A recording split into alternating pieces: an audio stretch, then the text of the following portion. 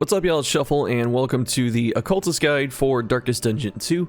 And in this video, I'll be talking about how to play Occultist, his strengths, his weaknesses. I'll go over the skills, the paths, the trinkets, and some teammates to pair him with to help get you started. His best qualities are that he has some pretty good reach, meaning that depending on where he is in the party, usually he can hit most spots pretty efficiently, either with sacrificial stab or with the range attack. His next major strength is that he comes with debuffs. He is a great source of double weaken and double vuln when his curses are upgraded. Plus he can inflict combo and stun, which is really nice. Combo itself bears mentioning though as its own separate strength, and that is because combo usually isn't that easy to find across most of the heroes. They may have like one skill that does it. Occultist actually has several. So if you want to have someone that can fuel combo for your team that isn't Jester, then Occultist is actually a pretty decent choice. Next, we'll talk about what Occultist is bad at, or what his weaknesses are, and the first is that he is very resistant prone, meaning that a lot of his effectiveness can feel diminished if resists are consistently happening. For example, if his curses are getting resisted,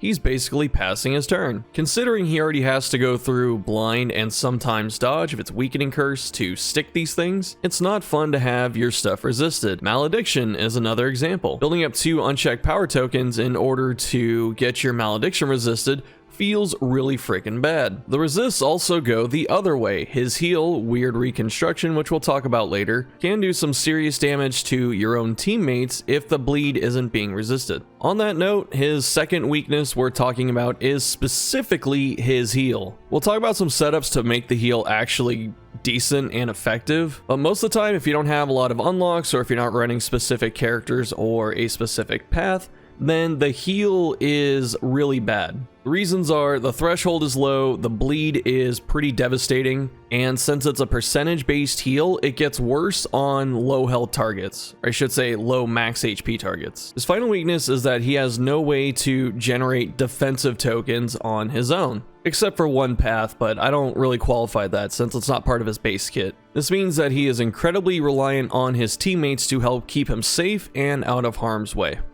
Next, let's talk about how to play Occultist. If you have just unlocked him and you don't have his other stuff like his shrines or his gear or his paths, then he is essentially a stab bot or a range attack bot. So you're using artillery, pull, and stab. Late game, pretty much any build that he runs is usually using Burning Stars as its damage move, just because the heavy hit of Burning Stars that ignores block and sets combo is usually worth the potential downsides of running stuff like Chaotic Offering or burning yourself.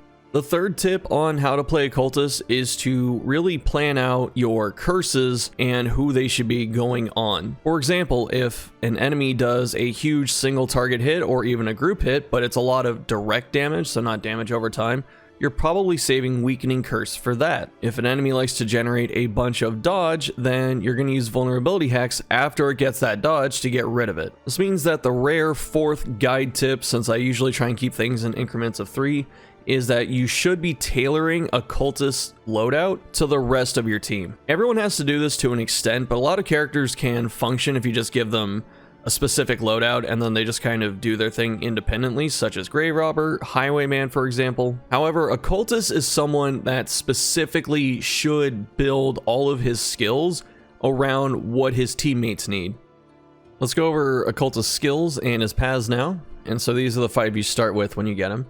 Sacrificial Stab is just a pretty stock melee attack. It has a bit low, like a lower damage end than most normal hits, but it has a higher crit. Plus it has some good reach, so that's like its primary purpose. And then we have Abyssal Artillery. This is really good just for the reach and the damage. It's solid damage output, especially for those squishier backline enemies. You have a chance to combo them. And if you have 2 unchecked power, you can hit a double stun. It's not even a chance for it. They have a chance to resist, but if you can somehow get 2 unchecked power very quickly, all of a sudden, boom, you stun the whole backline. Really good. Weakening Curse is a solid move. Wish it didn't have the cooldown when upgraded, but you still get the combo. The 1 weaken, not great, but upgraded combo, double weaken can be good for some bosses, and remove crit, that can be nice too. So not a bad skill, just not like amazing. but it's solid. Weird reconstruction. Oh, this one. Okay. So having heals is better than not having heals. The issue with weird is the fact that since it's such an inconsistent and possibly dangerous heal, you don't want to use this when someone is low HP. This was like the kind of hard and fast rule of Darkest Dungeon 1. But in this game, there's healing thresholds. So you have to use it in the least appetizing, not interesting, but like the least desirable situation. And that's when someone is kind of low health. When this is unupgraded, it is not great, because only healing up to 33% of someone's life and then bleeding them for over 3 turns, that's a 9-point bleed. And normally I don't like to get into the math for this, just because I feel like when people start talking about math in, you know, this game specifically, they kind of lose sight of stuff. But this specifically does need to be stated. Most of the cast has like 30, 28, 35 maybe HP. A few have over that. But this means that weird is healing for, you know, 9 to 12 at max, and then bleeding for 9. So the effective healing out of this, if you don't have a lot of bleed resist, is very low. When it's upgraded, it's a bit better. It heals more and the bleed is less, so it's actually closer to being more in your favor in terms of the effective healing.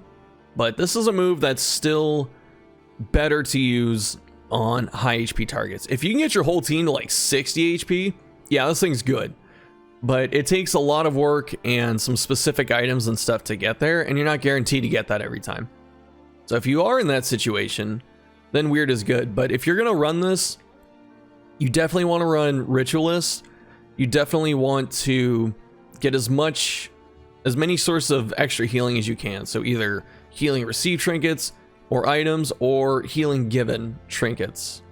So this move, I honestly don't like this move, so I know people might think I'm biased against it and stuff. Like, it's saved me before. It's also killed me. So that's why my feelings are mixed. It's a dangerous move. Just be aware of that. Daemon's Pull. This move is really good, and I think people kind of sleep on it. So you get rid of corpses, which is nice. It combos the enemy guaranteed, does some okay damage. And if you have 2 unchecked power, then you can stun them on mastery. This is nice. And so the next one, I mean, there's really nothing else to talk about. This is just such an efficient move. Corpse destruction, pull, combo, potential stun, and some damage. Vuln Hex, I like this one a lot more than Weakening Curse because dodge is pretty plentiful. And even if they get block instead of dodge, guess what? Your Vuln tokens cancel out that block. So it's nice.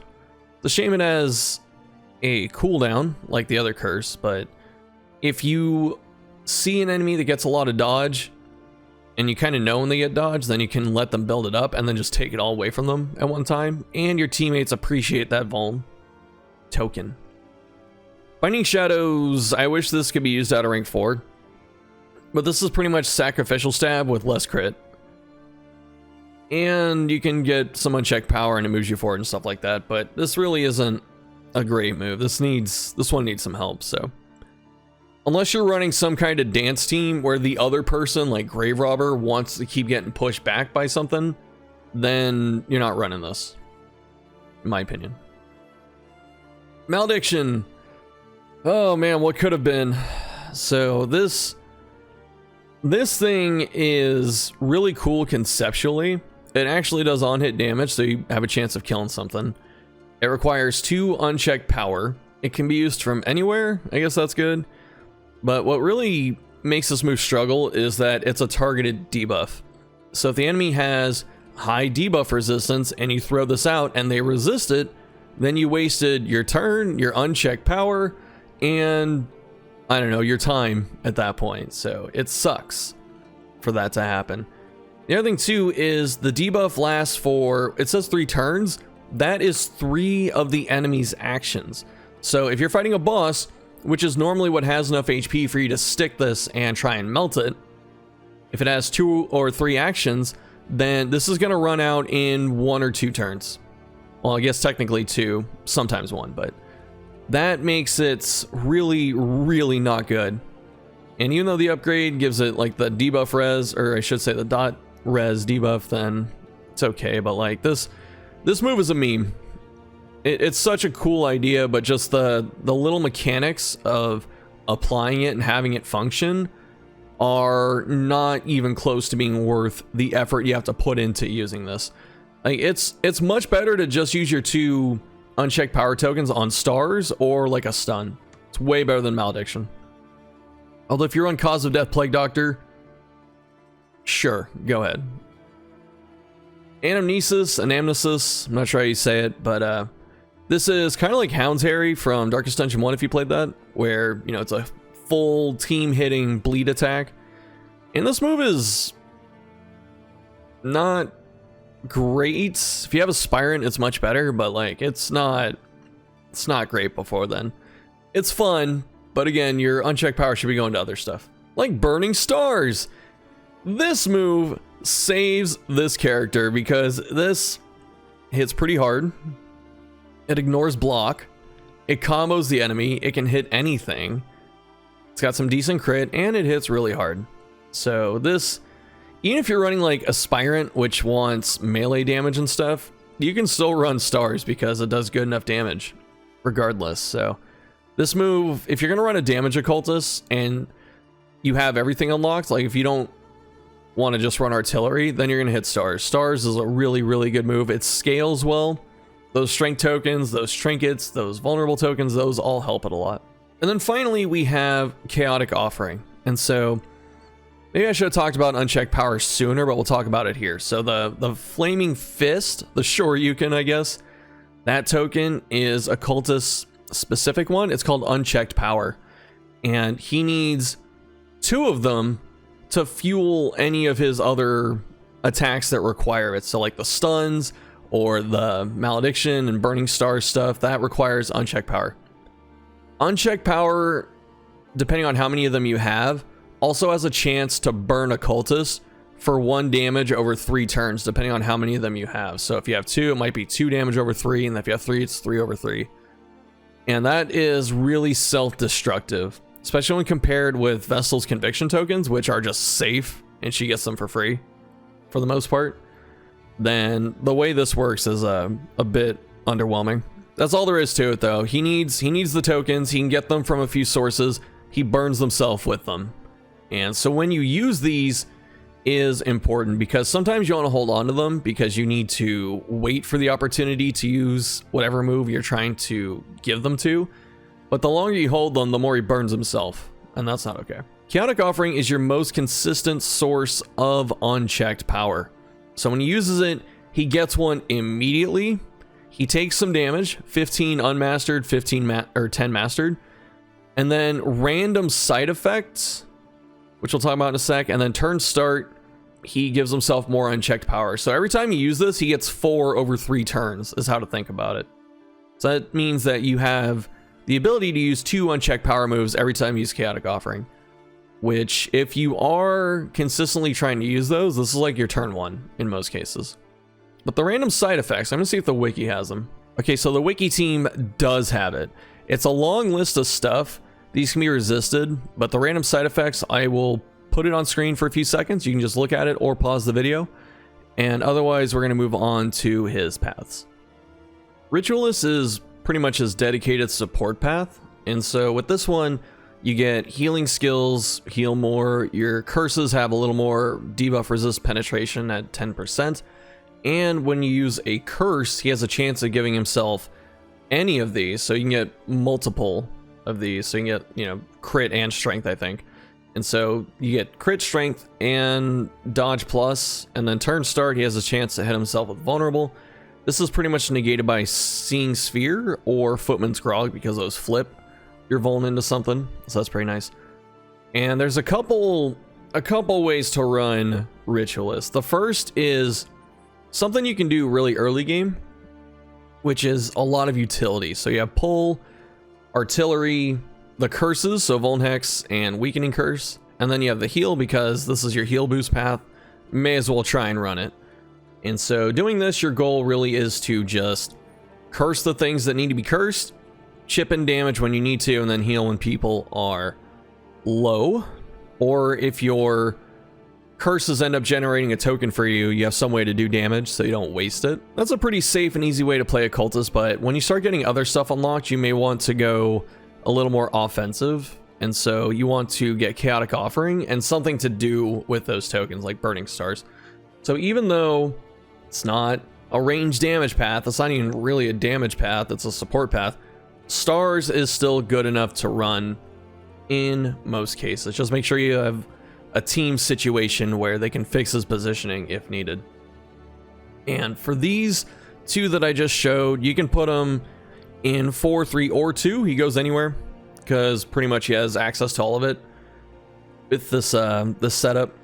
But if you want to run Malediction instead of Stars, like I don't recommend this, but I'm giving you the option anyway. You probably want him in 2 or 4, and then you run Surgeon Plague Doctor. Why am I changing her outfit? But you can run, I mean, Wanderer works too, but Surgeon's a little bit better for this. And you want to run Cause of Death. So however you get there is up to you, something like this. But you want Cause of Death specifically, so that way when Malediction ramps up a ton of damage, you can just cash it out for a lot of damage. This is really good for certain bosses and stuff, but a pain to set up, but that's how you would do it. Items help too. And so for our next path, we will talk about Warlock. I think Warlock is his best one right now. And there's a few things you can do with Warlock. So I personally like something about here, and also he goes into rank 4 with this, just because he has less HP.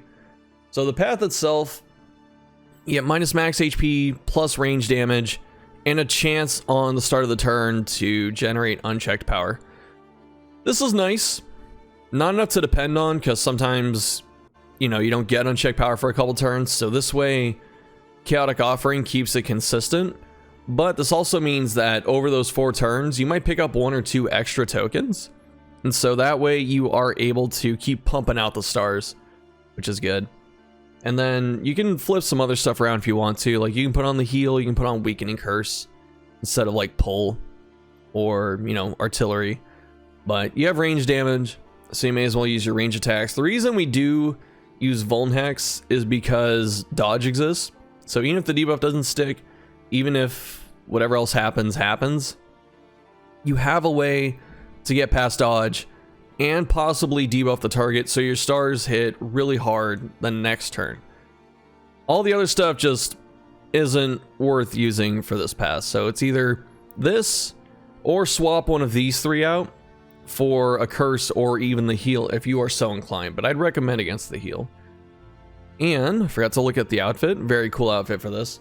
But this is pretty much the closest you'll have to an independent occultist who just sits there and just dumps damage every turn. That's his whole entire goal. And finally, we'll talk about Aspirant Occultist. This is the melee heavy path. And for this one, he gets bonus HP, bonus melee damage, bonus anamnesis damage, so it hits super hard. And then your cursing skills get less resist piercing, and you have less debuff resist just for existing. But you also start every combat with block plus, which can be nice, I guess. Arguably, it's even the worst support path he has because you're not incentivized to use the curses, as well as you don't get any bonus to healing. So this is just another kind of damage output path. So if you want to run something like this, there are very limited options. Obviously, you want some kind of melee attack because that's where you do all of your damage. So it could be Sacrificial Stab. It could be Binding Shadows. There is a different advantage for him being in 1 than 2. Usually, most attacks in the game hit 2. I think most enemies have access to rank 2, just like the first game. Rank 1 can still get hit very hard directly and stuff. So things like Docker, Woodsman, for instance. And you have to be aware of those. But if you're going to do this, you can run like Anamnesis, because you get the bonus damage for it. Chaotic Offering is pretty much a must because you need a way to get that unchecked power quickly. Anamnesis is also really good for road fights. It's not so much good for bosses, but those road fights where there's 4 enemies and they can bleed, boom, that's what it's for. You have some options for support stuff though, like Daemon's Pull to pull them up, help a teammate, get combo, disrupt stuff, or you can Daemon's Pull and then Sacrificial Stab and generate unchecked power that way. But this is a bit slower than doing Chaotic Offering, although there is a reason you'd probably do something like this instead. But your other option here is to run Binding Shadows, and the reason you'd run Binding Shadows is just to keep them up front, but you can't use it out of 4, which sucks. I'm gonna keep saying it. It feels bad. It should be like 4-2-3 or 4-3-2, not 1-2-3 to be used. If you were really stubborn though, you could run a curse, and it's not so much for the token effect, it's for the second effect. So for vulnerability hex, it would be to get rid of dodge. Some enemies can stack a lot of dodge. Being able to get rid of all of it, dodge plus, doesn't matter, in one shot, pretty good. And then you have Weakening Curse, which if the weaken does stick, it's nice, and the extra combo token is never bad. And then you have stars because sometimes you need a nuke, but you can also take off stars until you get to a boss and then put it on then. But there is another way you could do this also, and that's rank 3. So if you didn't want to use Chaotic Offering, you could run, right, something like Sack Stab, Daemon's Pull, stars.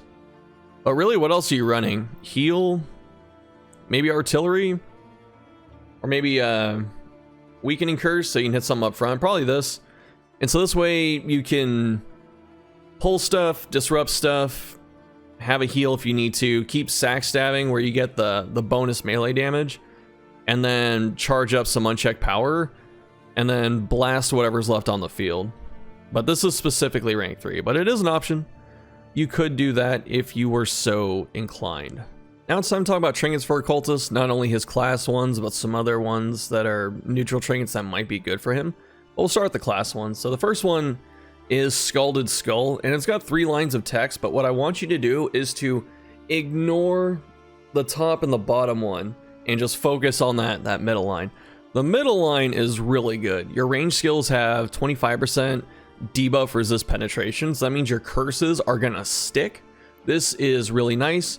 Most enemies have no higher than 40, some do sometimes, but even bosses like lair bosses will cap out around 40. So this gets you past most of that resist on its own, which is really nice.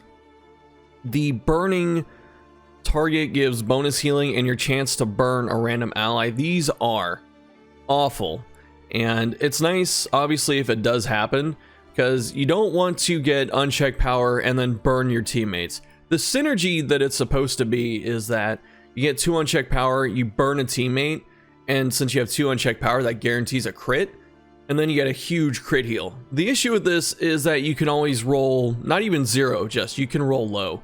If you are not healing someone that has legit 100 HP, if you're healing someone that has like 30, then this isn't really great anyway, and your chance to do 2-5 as a heal is still pretty likely, and you're burning that target, so on top of that burn you might bleed them afterwards. So this is really not something worth planning around, but that middle line is pretty good. And the other thing too is if you're not generating unchecked power, then the healing given on burning target is an upside, but burn's not too common, so definitely a weird one to use. The art is good, I'll say something nice there. Seeing Sphere, this one is actually very good. So the turn end convert Vuln to unchecked power, specifically for like Ritualist, because it has a chance to give itself vulnerable every turn, but a lot of enemies can still throw this token on you, so you can convert it to unchecked power, which is really nice. So it's a really good way to constantly supply yourself with unchecked power, especially if you're Ritualist. But the other things on this are, well, the other upside is nice too. So Daemon's Pull, adding a negative token at a pretty high chance when you pull something is nice, because you might, be trying to set up Leper who wants combo to ignore blind, so you Daemon's Pull them up front, combo them, and then hit them with like vulnerable. That's a lot of damage. So this can be really good. And the gain when moved by enemy negative token isn't... It's not common enough to be like that worried about. Not every single enemy is going to pull him specifically. I'm not sure if it works on your teammate getting moved by an enemy to move him. That's like, you know, kind of a second step. But, you know, even if it worked that way, it's still not the end of the world. So the upsides are pretty nice. I think this one's pretty good. Messed up that take, but we're going to talk about the Shambler's Eye next. And this is his best class trinket for sure. So the damage per stress is really nice because most characters, or yeah, most of the time when you're playing, I should say, your characters are hanging around probably 1 to 3, maybe 4 stress. It's very hard to keep everyone at 0. And so Occultist being at, you know, 2 stress, 3 stress is 20 to 30% bonus damage. That's really good. And then the minus healing given per stress, Weird isn't a good heal. So if you're not running a high health team where Weird can actually be decent, then this negative doesn't really exist. And the gain on crit, unchecked power for Binding Shadows is nice, but not as good in my opinion. It's not as consistent. So having that extra damage per stress though, that is worth it alone. And this turns Occultist into a real solid damage dealer. And the other thing to consider too is the hardest fights where you get the most stress are usually bosses. And so on those boss encounters where you want to end them quickly, Occultist is pumping up his damage very quickly. So anything that can turn like the hardest situations into gains for you is really nice. And Shambler's Eye does that. But for neutral trinkets, honestly, anything that can give him some extra damage is good. So like Gnarly Knuckles if he's melee, Raven's Reach for range, Buttressing Band's really nice for the crit. There's other stuff like Calibrating Sensor if you spam the cleave moves, aka the AoE and stuff. So like Anamnesis and Artillery, if you're missing, you're constantly giving him strength back, so that's really nice. Murder Weapon can be fun if you can do this incredibly hard setup of using Anamnesis since it hits the whole enemy team and giving him a crit token. You know, you might just super high roll and wipe out an entire road fight in one hit. So if someone actually does that, send me that clip please, because that would be hilarious. But it's fun. It's not the most practical. Wounding Words, if you're not playing on Stygian Blaze or one of the Infernals that lowers your HP, he's actually one of the best Wounding Words users just because it's a big damage boost, and usually when you build a team, you have a plan in mind to protect him anyway, and so the minus max HP is easier to mitigate. But a lot of the other good ones in general are good for him, so Temptation, Snap Judgment, those are good. The Bleed, Dark Impulse can be nice, or any bleed resist to help mitigate the bleed out of his heals. Nautical Compass is good for him just because it gives him defensive tokens and damage. Like, he wants all of that, so that's really nice. I should probably say this too, this comes out of the Shroud. These are the Shroud trinkets right here. And then Bodkin, you know, if you ever end up bleeding someone, I guess there's that. But let's see. Oh, Cleansing Class, this one's good too. So if Chaotic Offering gives him some random negative, you have a chance of getting rid of it, which is nice. Then the final one I think we're talking about is actually Peculiar Pods. This is another source of debuff piercing. And so if you can't get the Scalded Skull and you're going to run this instead, or if you find this because it might be easier to get, then congratulations, you have debuff resistance piercing, which is really good to have. Since Occultist has a healthy mix of offensive support and some decent damage options, you can actually go into quite a few teams pretty easily. I will say though that 3 of his better teammates would be Leper. So Leper likes to get all those combo tokens or have Occultist get rid of all the dodge and vulnerable targets with his curses. That's really nice. Damon's pull into a chop is also fantastic. So these two have a lot of synergy. Even the heal, Weird Reconstruction, is pretty nice with Leper, because Leper usually has a lot of HP, so the heal is more effective on him. Leper is also able to taunt to help pull potential danger away from Occultist. If Occultist heal ends up messing up and not healing a whole lot for Leper, he still has his own self heals to keep himself alive. Then the final thing of this lengthy Leper Occultist list is that Leper doesn't do too well hitting the back ranks, but Occultist does excel at hitting back rank enemies, so they do play off each other pretty well. Next teammate we're talking about is Plague Doctor. So PD is really good at taking the healing burden off of Occultist, so he doesn't have to run weird. They can easily define where the others should be staying in the party, depending on your loadout. So if you're running Surgeon, PD can just chill in rank 3 and Occultist in 4. Or you can run them both with a lot of range options so that you can destroy backline pairs very quickly with Artillery and Plague Grenade. And if you're an absolute gamer and you run Malediction, Plague Doctor can use Cause of Death on that huge Malediction stack, if everything goes through of course, and do a ton of damage. The final good character that I will recommend for Occultist is Jester. Occultist is able to set combo very efficiently, so if Jester wants to open with Finale and he's slower than Occultist, then he is able to take advantage of that. The biggest thing for Jester and Occultist though is Encore. Encore is good for any person in the game just because it can be any move in the game, but if you are running a Jester setup where Jester is faster than Occultist, he can Encore Occultist on turn 1, who can use Chaotic Offering on the free action, give himself an immediate unchecked power token, and then when Occultist's real turn rolls around, he gets his second unchecked power token, so he can drop one of his big hits on the first turn of combat. Alright, y'all, that's gonna do it for the video. Thanks for watching. Hope you enjoyed it. Hope you learned something. Let me know what you're thinking down below in the comments if you got any other tips or synergies that I missed. As far as who's next in the hero guide, I'm not quite decided on it yet, but I also have to do some other stuff guide related as well. If you want to support the channel or join the community, check out the description box with all the links. And as always, thank you so much for watching, and I'll see you next time.